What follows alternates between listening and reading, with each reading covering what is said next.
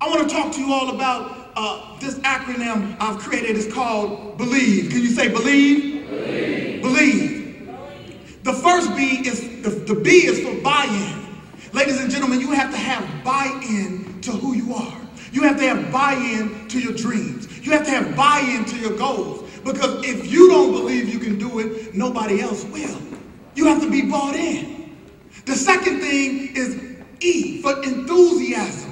There was somebody who said, Robert Schuller said that nothing great in society was ever created without a great deal of enthusiasm. See, I have enthusiasm about coming to talk to young people. I have enthusiasm about helping my brothers and sisters along the way. I have enthusiasm about motivating and encouraging people in this society. When we turn on the news and we hear about the death and destruction in our community, I'm enthusiastic each and every day, each an opportunity to talk to somebody and tell them, yes, we still have hope. The L stands for love for self. If you don't have true love for yourself, how far can you go? See, I believe a lot of the problems in our communities and in our streets is that our young people don't have true love for self.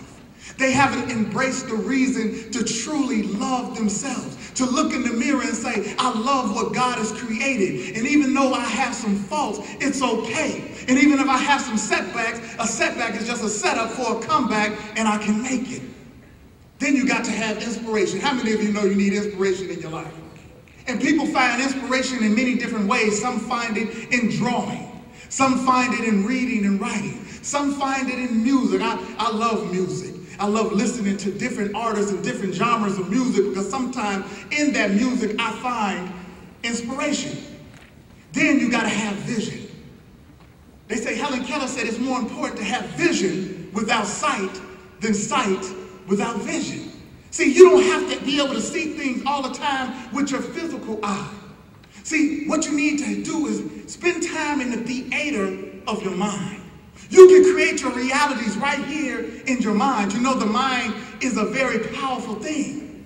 And so you have to have vision so that your dreams, your goals can come to fruition.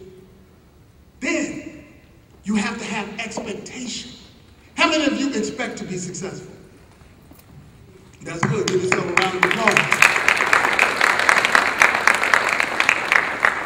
See, the problem is that a lot of people don't have any expectations for their life.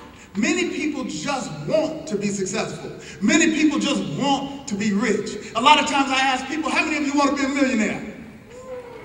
Right, every hand is going to go up when you ask that question. But I say, do you expect to be a millionaire? Do you expect to graduate high school? Do you expect to graduate from a treatment program? Do you expect to graduate from college? Do you expect to go to the service and finish basic training? Do you expect to have a family? Do you expect to be a good mother? Do you expect to be a good father? Do you expect to be a great community leader? Do you have expectations for your life?